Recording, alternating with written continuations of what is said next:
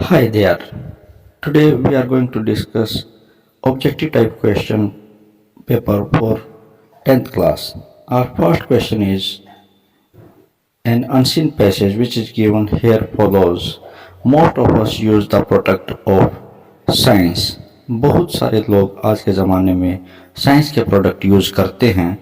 For example, railways, airplanes, electricity, wireless, and thousands of other without thinking how they come into existence. बहुत सारे लोग science के product use करते हैं जैसे कि रेलवे से रिलेटेड प्रोडक्ट्स हैं, एरोप्लेन से हैं, इलेक्ट्रिसिटी से हैं, वायरलेस से हैं और थाउजेंड्स और भी बहुत सारे प्रोडक्ट हम यूज़ करते हैं बिना ये सोचे कि उनका अस्तित्व कैसे आया, कैसे वो बनते हैं. We take them for granted. हम उनको ऐसे ही ग्रांटेड ले लेते हैं, स्वीकार ले लेते हैं कि यस ये ऐसे ही चलते हैं, एज इफ मानो we were entitled to them as a matter of right, जैसे कि हमारा उनके ऊपर पूर्ण अधिकार है. And we are very proud of the fact that, और हमें इस बात पे बड़ा गर्व होता है, we live in advanced age, कि हम एडवांस्ड एज में जी रहे हैं. एंड और सेल्फ सो वेरी एडवांस्ड, और हम अपने आप को भी बहुत ज़्यादा एडवांस्ड मान लेते हैं. Now there is no doubt that our age is very different. अब इस बात में कोई संदेह नहीं रहा है कि जो हमारा समय है वो वाकई में अलग समय आ गया है फ्रॉम प्रीवियस एजेस, पुराने समय से. And I think it is perfectly correct to say that, और मैं सोचता हूँ कि ये बात कहना भी बिल्कुल सही होगा. It is far more advanced, कि हम आज जो जिस समय में जी रहे हैं वो बहुत ही एडवांस टाइम है. But that is different thing that from saying that, लेकिन ये बात कहना अलग है जैसे कि वी एज इंडिविजुअल्स और ग्रुप्स आर मोर एडवांस्ड, कि हम जो इंडिविजुअल हैं या ग्रुप ऑफ पीपल हैं वो भी एडवांस हो गए हैं. ये बात बिल्कुल भी इससे लॉजिकल नहीं बन पाती है. It would be the height of absurdity to say that because an engine driver can run an engine and Plato or Socrates could not. ये बात कहना कि हम वाकई में बहुत ज़्यादा एडवांस बन गए हैं ये एब्जर्ड है. क्यों? It would B height of absurdity, ये बेतुकेपन की एक ऊंचाई होगी, चरम होगा टू से दैट ये कहना. बिकॉज क्योंकि an engine driver can run, एक इंजन ड्राइवर वो चला सकता है एन इंजन, एक इंजन को. एंड प्लेटो और सोक्रेटिस कुड नॉट, और प्लेटो और सोक्रेटिस को कहा जाए कि आप इंजन चलाओ तो प्लेटो और सोक्रेटिस इंजन नहीं चला सकते. लेकिन हम जानते हैं कि प्लेटो और सुकरात जो हैं वो अपने समय के महान फिलोसोफर थे, जो कि एक ड्राइवर फिलोसोफर नहीं बन सकता. इट मीन्स प्लेटो के अंदर अपनी क्वालिटीज़ हैं और ड्राइवर जो है उसकी अपनी क्वालिटी है. लेकिन ये कहना एक पूरी तरह से लॉजिकल नहीं होगा कि प्लेटो से ज़्यादा इंटेलिजेंट या प्लेटो से ज़्यादा एडवांस हो गया है वो इंजन ड्राइवर. हाँ, इंजन एडवांस है लेकिन इंजन ड्राइवर एडवांस नहीं है. और इज सुपीरियर टू प्लेटो और सोक्रेटिस, और ये कहना बिल्कुल भी सही नहीं होगा कि इंजन ड्राइवर ज़्यादा एडवांस हो गया है प्लेटो से या सुकरात से या उससे ज़्यादा सुपीरियर हो गया है. But it would be perfectly correct to say that, लेकिन ये कहना बिल्कुल पूरी तरह से सही होगा दैट कि the engine itself is more advanced method of locomotion than Plato's chariot watch. ये कहना बिल्कुल सही होगा कि जैसे कि प्लेटो का जो रथ था उसके कंपैरिजन में आज के ज़माने में जो लोकोमोशन बनाया गया है, लोकोमोटिव बनाया गया है, इंजन बनाया गया है, वो इंजन उसके चैरियट से, उसके रथ से ज़्यादा एडवांस है. इट मीन्स वो जो इंजन बना है वो इंजन एडवांस है, ना कि इंजन को चलाने वाला ड्राइवर एडवांस है. Now come to its questioning. First question is which one of the following statement is true. इनमें से कौन सी स्टेटमेंट सही है? और answer is going to be part B. इट मीन्स Plato or Socrates is in no way inferior to the engine driver, कि जो प्लेटो और सुकरात हैं वो किसी भी तरीके से इंजन ड्राइवर से इंफीरियर नहीं समझे जा सकते. Next question. In this passage, इस पैराग्राफ में द ऑथर मेंशन करता है प्लेटो एंड द सोक्रेटिस, प्लेटो और सुकरात का जो मामला मेंशन किया गया है टू एम्फसाइज दैट, उससे किस बात पे प्रभाव डाला गया है? और right answer is B. People as individual in modern age are not more advanced than their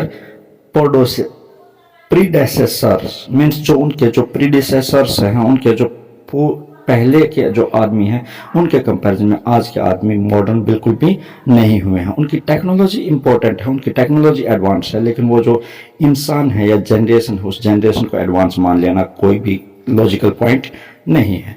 next question, third question, according to the author के अनुसार the present age is far more advance than, जो present age है वो ज़्यादा advance है comparison to part A all the previous ages in some respect. कुछ बिंदुओं में प्रीवियस एज से मॉडर्न टाइम ज़्यादा एडवांस है। Next question, fourth question, many of us make use of machine, हम में से बहुत सारे मशीनों का यूज करते हैं। कैसे यूज करते हैं? Right answer is D, without knowing how they were invented, बिना ये सोचे कि उनका आविष्कार कैसे किया गया था हम उन मशीनों को यूज करते हैं। People today are very proud because they live, लोगों को आज बड़ा गर्व होता है कि वो जी रहे हैं। कौन से समय में जी रहे हैं? Right answer is C, in a scientifically advanced age, लोगों को बड़ा गर्व होता है कि वो वैज्ञानिक एडवांस्ड एज में जी रहे हैं। सो इस तरीके से हमने ये जो फर्स्ट पैराग्राफ है ये पढ़ लिया है। अब now we are going to read second paragraph, second passage, cable TV which is a western invention. जो केबल टीवी है वो वेस्टर्न इन्वेंशन है, वो पश्चिमी खोज है। हैज़ रेवोल्यूशनाइज्ड मैंस लाइफ, और उसने एक क्रांतिकारी कदम दिया है इंसान के जीवन में, क्रांतिकारी रही है। केबल टीवी एक क्रांतिकारी युग रहा है इंसान के जीवन में। We are no longer bound to watch the programmes telecast by the local TV, अब हम बंधे हुए नहीं हैं उन जो लोकल टीवी के द्वारा टेलीकास्ट किए जाया करते हैं प्रोग्राम्स, उनको देखने के लिए बंधे हुए नहीं हैं। और दूरदर्शन, या आप कह सकते हो कि दूरदर्शन जो टेलीकास्ट करेगा हम उनसे बंधे हुए नहीं हैं। But have an easy access to a number of transmitted channels of Zee Star and Sony networks, बल्कि हमारे सामने अब बहुत सारे दूसरे नेटवर्क्स आ गए हैं, जैसे कि Zee network, Star network, Sony network, जिससे कि बहुत सारे number of other channels we can see. Next, we can watch BBC news, अब हम BBC न्यूज़ देख सकते हैं, आज तक देख सकते हैं, डिस्कवरी देख सकते हैं, नेशनल देख सकते हैं, नेशनल ज्योग्राफी देख सकते हैं, कार्टून नेटवर्क देख सकते हैं ऑन केबल टीवी पे देख सकते हैं। Cable TV is a local transmission centre setup, ये एक लोकल ट्रांसमिशन सेंटर सेटअप है बाय ए प्राइवेट इंडिविजुअल, जिससे कि प्राइवेट इंडिविजुअल को आगे ट्रांसमिट किया जाता है, और एक ग्रुप ऑफ पर्सन का जो मेथड है उसको आगे बढ़ाया जा सकता है। फॉर दिस वे, इस तरीके से have to install an expensive dish antenna, इसमें एक चीज जो यूज करनी पड़ती है वो क्या यूज करनी पड़ती है? एक्सपेंसिव डिश एंटीना यूज करना पड़ता है। मतलब जो लोकल एंटीना हुआ करता था उसके कंपैरिजन में डिश एंटीना यूज किया जाता है। The viewers are linked to this cable, जो व्यूअर्स हैं वो इसको जोड़ते हैं टीवी केबल को centre with the help of cable के साथ जोड़ते हैं एंड पे फॉर इट, और वो चैनल्स देखने के लिए लोगों को इंडिविजुअली क्या करना पड़ता है? पे करना पड़ता है उन चैनल्स को देखने के लिए। This cable TV has become so popular in the world, आज ये जो केबल टीवी है ये इतना पॉपुलराइज्ड हो गया है वर्ल्ड में, दैट कि man can tune any channel, कि इंसान कोई भी चैनल देख सकता है ऑफ हिज चॉइस म्यूजिक, अपने चॉइस के अकॉर्डिंग म्यूजिक देख सकता है, फिल्म्स देख सकता है, स्पोर्ट्स देख सकता है, न्यूज़ देख सकता है, लाइव मैचेस देख सकता है, हैपनिंग्स देख सकता है, एनीवेयर इन द वर्ल्ड, संसार में कहीं पे भी कोई हैपनिंग हो रही है वो देख सकता है। We can have minute by minute information, हम छोटी से छोटी खबर को देख सकते हैं, and update of live happening going on in the world, और संसार में कहाँ पे क्या लाइव हो रहा है उससे भी हम कहीं ना कहीं कनेक्टेड हो सकते हैं with the help of cable TV. We can watch the scenes of accidents, हम एक्सीडेंट्स के सीन देख सकते हैं, टेररिस्ट अटैक देख सकते हैं, फ्लड्स देख सकते हैं, अर्थक्वेक्स देख सकते हैं, and relief measures given to the refugees, और जो शरणार्थी हैं उनके लिए क्या कदम उठाए गए हैं उनकी राहत के लिए, वो भी हम देख सकते हैं with the help of cable TV की हेल्प से, और सैटेलाइट चैनल या सैटेलाइट की चैनल की हेल्प से देख सकते हैं। We can see the testing of missiles, हम टेस्टिंग ऑफ मिसाइल्स को देख सकते हैं, लॉन्चेस ऑफ स्पेस सैटेलाइट्स को देख सकते हैं। The only drawback of cable TV और सैटेलाइट चैनल इज दैट, एकमात्र कमी अगर केबल टीवी में या सैटेलाइट चैनल में है तो वो ये है, students waste their precious time, कि विद्यार्थी जो हैं वो अपने प्रीशियस टाइम को वेस्ट करते हैं इन वॉचिंग प्रोग्राम्स, इन प्रोग्राम्स को देखने के लिए। They are also to be kept away और ये चैनल्स जो हैं वो दूर भी कर देते हैं from telecasting immoral scenes of western culture. जो वेस्टर्न कल्चर्स हैं उनसे भी कहीं ना कहीं उन ये दूर किए जाने चाहिए। Next question,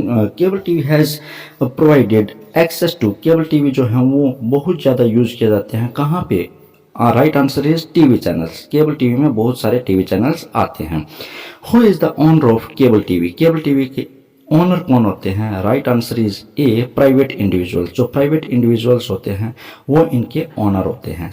third question, which equipment is required for cable TV transmission? Cable TV transmission के लिए क्या चीज़ रिक्वायर्ड होती है? उसके लिए राइट आंसर है D, dish antenna.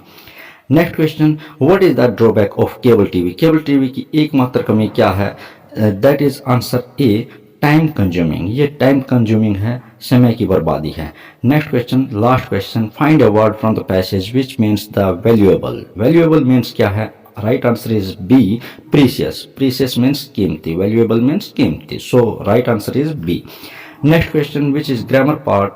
First question, which relate to verb और tense. First question, I dash not see the Taj yet. मैंने अब तक ताज को नहीं देखा है। सेंटेंस में येट आया है, इट मीन्स ये सेंटेंस आपका परफेक्ट टेंस जाएगा। और ताज आज तक नहीं देखा है, प्रेजेंट परफेक्ट है। प्रेजेंट परफेक्ट मीन्स आपका राइट आंसर जो है वो ए जाएगा। आई हैव नॉट सीन, यहाँ पे NET नेट लिखा हुआ है, इसको NOT नॉट करें आप। I have not seen the Taj yet. Next question, the Hindus dash burn their dead. Hindu जो है वो अपने डेड पर्सन्स को क्या करते हैं? बर्न करते हैं। ये एक इन हैपनिंग है आपकी, ये एक ट्रूथ है। ट्रूथ है तो ये आपका जनरल एस्पेक्ट को लेकर के जाता है। जनरल एस्पेक्ट में प्रेजेंट इंडेफिनिट टेंस यूज होगा। हिंदूज प्लूरल टेंस, उसके लिए आपका सेक्शन बी जाएगा, the Hindus burn their dead. Next question, Sudha dash read a novel now. Now means अब सुधा एक नॉवल पढ़ रही है, it means present continuous tense है। और राइट आंसर आपका C, Sudha is reading a novel now. Next question आपका है जो इनडायरेक्ट स्पीच का है। फर्स्ट क्वेश्चन इसमें है, she said I give him the pen. और राइट आंसर आपका है A, she said that she had given him the pen. Next question, you know very well that if our she said, which is our present past indefinite tense, it means that I gave him। इसको आप change कर दोगे किसमें? Past perfect tense में। Past indefinite को किसमें change किया जाता है? पास्ट परफेक्ट में। तो राइट आंसर है she said she had given him the pen। Next question, he will say to me it is your book। he will say, ये क्या है? ये फ्यूचर टेंस है। फ्यूचर टेंस अगर आपका यहाँ पे है तो आपका जो कॉमास के अंदर है वो टेंस चेंज नहीं होगा। राइट आंसर हमारा बन जाएगा B, he will tell me that is his book. Next question, he said to me can you meet me at the bus stand. Bus stand के लास्ट में क्या लगा है? इंटरोगेटिव मार्क लगा है। इट मीन्स आपको क्या करना है? सेड टू को आस्क्ड में चेंज कर देना है। राइट आंसर आपका सी जाएगा, he said me, he asked me if I could meet him at the bus stand. और इफ आपका लिंक कर लगेगा। इफ क्यों लगेगा? क्योंकि सेंटेंस में क्या है, जो आपका रिपोर्टेड स्पीच है उसमें क्या लगा हुआ है? कैन लगा हुआ है। कैन क्या है? आपका एक मॉडल है। Modal means just like helping verb, auxiliary verb. Helping verb, auxiliary verb से सेंटेंस शुरू होता है तो हमारा लिंकर क्या लगता है? If. Okay, next question, dash which related to article dash apple fell from dash tree. It means apple क्या है? ये इंडेफिनेट आर्टिकल है। इंडेफिनेट आर्टिकल में ये सिंगुलर नाउन है। सिंगुलर नाउन में आपका क्या आएगा? An apple. एप्पल में साउंड क्या आ रही है? ये आपकी वोवल साउंड आ रही है। वोवल साउंड के अकॉर्डिंग आपका एन आएगा। और an apple fell from dash tree, कहाँ से गिरा? The tree. ट्री क्या है? आपका डेफिनेट आर्टिकल है। तो आपका राइट आंसर क्या है? 17th का A. 18th question, dash Italian came to see me dash hour ago. Right answer आपका क्या आएगा? Section B, an Italian came to see me an hour ago. ये आर है, इसकी साउंड आ से निकलती है जो कि हमारा क्या है? वोवल साउंड है। और इटालियन में ई साउंड से निकल रहा है जो कि हमारा वोवल साउंड है। इट मीन्स दोनों में क्या आएगा? हमारा एन आएगा। Next, Mohan looks as stupid as dash owl. Mohan इतना मूर्ख दिखता है जैसे कि आउल होता है। आउल साउंड क्या है? ऑल बोलते हैं इसको, एग्जैक्ट वे में प्रोनाउंसिएशन में ऑल बोलते हैं, लेकिन इसमें हमारी साउंड क्या है, ओ क्या है हमारा वोवल साउंड, वोवल साउंड के लिए क्या आएगा हमारा एन आएगा। इट मीन्स राइट आंसर आपका C. Next question 20th question, which related to modals dash you like to come with me, क्या आप मेरे साथ आना पसंद करोगे। चॉइस के बारे में पूछा गया है तो आपका क्या लगेगा, मॉडल वुड लगेगा। It means right answer A would you like to come with me. वो स्लोली धीरे चलो, लेस्ट यू डैश फॉल, नहीं तो तुम गिर जाओगे। लेस्ट आया है, इट मीन्स लेस्ट का पेयर क्या बनता है, शुड बनता है। तो राइट आंसर आपका क्या है, पार्ट बी मीन्स शुड। वो slowly लेस्ट you should fall. A servant dash ओबे हिज मास्टर, सर्वेंट को तो अपने मास्टर को ओबे करना ही चाहिए, डेफिनेटली आपके लिए कंपल्सन है। तो कंपल्सन को शो करने के लिए मॉडल क्या यूज किया जाता है, मस्ट। इट मीन्स आपका section C is right answer. Next, would you dash, ये आपका नॉन फाइनाइट रिलेटेड क्वेश्चन है। Would you like dash come in my car, क्या आप मेरी कार में आना पसंद करोगे। Would you like to come, would you like to come, it means आपका section A to come. He heard a cock, उसने एक कॉक को सुना, क्या करते हुए सुना, dash crow in the morning, morning में क्रोइंग करते हुए सुना। इट मीन्स आपका क्या आएगा, सी सेक्शन आएगा क्रोइंग। और ये प्रेजेंट पार्टिसिपल टेंस है, प्रेजेंट पार्टिसिपल के लिए आईएनजी फॉर्म यूज की जाती है। She is expert in dash paint, वो एक्सपर्ट है किस काम में एक्सपर्ट है, पेंटिंग में एक्सपर्ट है। इन क्या है आपका, ये आपकी प्रपोजिशन है, प्रपोजिशन के बाद डैश है तो मेनली आपका क्या लगता है उसमें जेरेंड यूज किया जाता है। तो आपका section C is right answer painting. Next question punctuation related question है। Doctor OP. Ratra is an MBBS, right answer will be section B, Dr. O.P. Ratra is an MBBS. Go home, Raju, said Kamal. Kamal ने कहा go home, Raju. It means right answer will be C section. Go home, Raju, said Kamal. The Taj Mahal stands on the banks of the Yamuna. Right answer is section A. The Taj Mahal stands on the banks of the Yamuna. Next question, which related to first flight, and this is a paragraph which I am going to read before you.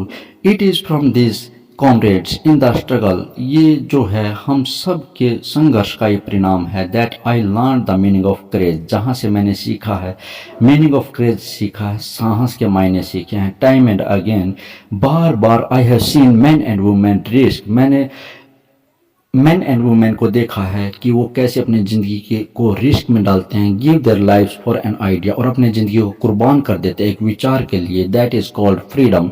I have seen man stand up to attack and torture without breaking, मैंने बहुत सारे लोगों को देखा है attack के सामने खड़े हो जाते हैं और टॉर्चर को फील करते रहते हैं विदाउट ब्रेकिंग, बिना टूटे बिना झुके। शोइंग ए स्ट्रेंथ, उनकी ताकत को देखा है। एंड रेजिलेंस, और उनकी एक रेजिलेंस को देखा है, कठोरता को देखा है। दैट डिफाइज द इमेजिनेशन, जो कि कल्पनाओं से भी परे की बात है। आई लर्न दैट क्रेज, मैंने उस क्रेज को सीख लिया है। Was not the absence of fear, और अब मेरी समझ में आ गया है craze means not absence of fear, भय का अनुपस्थिति, भय की अनुपस्थिति हमारा क्रेज नहीं कहलाता है, but the Triumph over it, बल्कि क्रेज क्या कहलाता है, उस डर के ऊपर विजय पाना ही क्रेज कहलाता है। सो इसलिए the brave man is not he, बहादुर व्यक्ति वो नहीं है, who does not feel afraid, जो कि डरता नहीं है, बल्कि बहादुर कौन है, बट ही, बल्कि बहादुर तो वो है हु कॉन्क्वायर्स दैट फियर, जो उस डर के ऊपर विजय पाता है। Next paragraph, no one is born hating, कोई भी व्यक्ति पैदा हुआ है नफरत के लिए नहीं पैदा हुआ है। अनदर पर्सन, दूसरे व्यक्ति से नफरत करने के लिए पैदा नहीं हुआ। Because of the colour of his skin, कि उसकी स्किन का कलर कुछ अलग है, इसके लिए वो नफरत नहीं करता। इस बात से वो पैदा होते ही ये बात नहीं सीखता। और हिज बैकग्राउंड, या वो किस बैकग्राउंड से रिलेट करता है, पैदा होते ही वो इस वजह से नफरत करना नहीं सीखता है। और हिज रिलीजन, उसके धर्म से वो नफरत करना नहीं सीखता। People must learn to hate, लोगों को नफरत करना सीखना पड़ता है। इट मीन्स लोग नफरत करना सीखते हैं दूसरे लोगों से। And if they can learn to hate, और अगर वो ऐसे ही नफरत करना सीख सकते हैं, they can be taught to love, तो उनको प्यार करना भी सिखाया जा सकता है। फॉर लव कम्स नेचुरली, क्योंकि for means because love comes more naturally, प्यार ज्यादा स्वाभाविक तौर पे आता है टू ह्यूमन हार्ट, इंसान के दिल में, देन इट्स अपोजिट, ना कि इसके विपरीत परिस्थिति। विपरीत परिस्थिति कौन सी, हेट। हेट आने के लिए कोई रीजन होना जरूरी है, लेकिन लव आने के लिए कोई रीजन होना जरूरी नहीं है। First question is who is the author of the above lines? Right answer is Nelson Mandela. Who is I in the above lines? Right answer is Nelson Mandela. Which word in the above passage means victory? Right answer is triumph. The brave man is one who dash. Right answer is D. Conquers the fear. Next question. Find the synonym of defy. Right answer is disobey. Next passage which is given here follows. Then in the black clouds quite near me. फिर मेरे सामने क्या हुआ? Black clouds आए बिल्कुल मेरे पास. I saw another aeroplane. और मैंने उन black clouds में एक दूसरे एरोप्लेन को देखा. It had no light on its wings. इसकी पंखों के ऊपर कोई लाइट नहीं लगी हुई थी. But I could see it flying. लेकिन मैं इसको उड़ते हुए देख सकता था. Next to me मेरे सामने थ्रू द स्टॉर्म बिल्कुल तूफान में उड़ता हुआ दिखाई दे रहा था. I could see the pilots face. मैं पायलट के फेस को देख सकता था. टर्न टुवर्ड्स मी, जो कि मेरी तरफ मुंह घुमाए हुए था pilot. I was very glad to see another person. मैं दूसरे व्यक्ति को देख करके बड़ा खुश हुआ. I lifted one hand. He lifted one hand and waved. उसने एक हाथ उठाया और उसने वेविंग की, मतलब मेरी तरफ लहराया और कहा follow me. He was saying follow me. वो कह रहा था कि मेरा पीछा कीजिए. He knows that I am lost. वो जानता है कि मैं रास्ता खो चुका हूँ. आई थॉट, मैंने सोचा he is trying to help me. और वो डेफिनेटली मेरी हेल्प करने में मदद करना चाहता था. इट मीन्स हमें यहाँ से समझ में आता है कि this is totally based on imagination. Because how can a man see another person who is sitting in another aeroplane? You may conclude that this lesson is totally based upon imagination. Now we are going to read questioning of this paragraph. First question, who is I in the above lines? I कौन है in above lines में? Right answer is the pilot. Next question, what did the author see quite near him? वो author ने अपने पास में बिल्कुल क्या देखा? An another aeroplane. What happened to the pilot? Pilot के साथ क्या हुआ? He was lost in the storm. Next question, how did the pilot feel on seeing another person? Right answer is he felt happy. Now next question, who lifted one hand and waived? किसने अपने हाथ को उठाया और लहराया? Right answer is the pilot of strange aeroplane. Next passage of this question, his parents and brothers and sisters had landed on the green flooring ahead of him. उसके सामने जो उसके पेरेंट्स और ब्रदर सिस्टर्स उन्होंने land कर लिया green flooring के ऊपर, फर्श के ऊपर. फर्श मीन्स यहाँ पे है सी, समुद्र. दे वर बैकनिंग टू हिम. वे इशारा कर रहे थे. कॉलिंग श्रीली, तीखी आवाज में पुकार रहे थे. He dropped his legs on to stand on the green sea. उन्होंने उस जो यंग सीगल है उसने अपने पाँव को रखने के लिए ग्रीन सी पर रखा. His legs sank into it. लेकिन उसके पाँव इसमें डूब गए. He screamed with fright. वो भय के मारे चिल्लाया. Attempted to rise again flapping. उसने दोबारा फिर से अपने पंखों को फ्लैप करने की कोशिश की. But he was tired. लेकिन वो थक चुका था. एंड वीक, और कमजोर हो चुका था. हंगर, भूखा हो चुका था. And he could not rise, और वो उठ नहीं सका. Exhausted by the strange exercise. वो थक चुका था इस स्ट्रेंज एक्सरसाइज को करके. His feet sank into the green sea. उसके पांव डूब गए ग्रीन सी में. And then his belly touched it. और फिर उसका पेट जो है उसको टच कर गया समुद्र से. And then he sank no farther. और फिर वो उससे आगे नहीं डूब पाया. He was floating on it. अब वो तैर रहा था ग्रीन सी के ऊपर, मीन्स समुद्र के ऊपर. एंड अराउंड हिम, और उसके चारों ओर हिज फैमिली वाज स्क्रीमिंग. उसका पूरी फैमिली जो है वो भी स्क्रीमिंग कर रही थी, चीख रही थी. It means praising him. उसकी तारीफ कर रही थी. Their beaks were offering with scraps of dogfish. और फैमिली मेंबर्स जो हैं वो ऑफर कर रहे थे उसे स्क्रैप्स ऑफ डॉग फिश अपनी चोंच में लेकर के. Next question, name the lesson from this lines have been taken. Right answer is his first flight. Where had his parents landed? उनके पेरेंट्स ने कहाँ पे लैंड किया? On the sea. which bird has been referred to in the above passage? Right answer is young seagull. What happened when he tried to stand on green sea? क्या हुआ जब उसने कोशिश की ग्रीन सी पर खड़ा होने की? his legs sank into the sea. उसके पांव डूब गए सी के अंदर. Next question, last question of this paragraph. Find the synonym of exhausted. Exhausted means worn out. Next question, which is last question of this model test paper. Don't bite your nails Amanda. Amanda, अपने नाखूनों को मत चबाओ. Don't hunch your shoulders. अपने कंधों को मत झुकाओ अमेंडा. डोंट हंच मीन्स क्या होता है? उचकाना. अपने कंधों को मत उचकाओ. Stop that slouching. झुकना बंद कर दो. And sit up straight. और सीधे होकर के बैठो अमेंडा.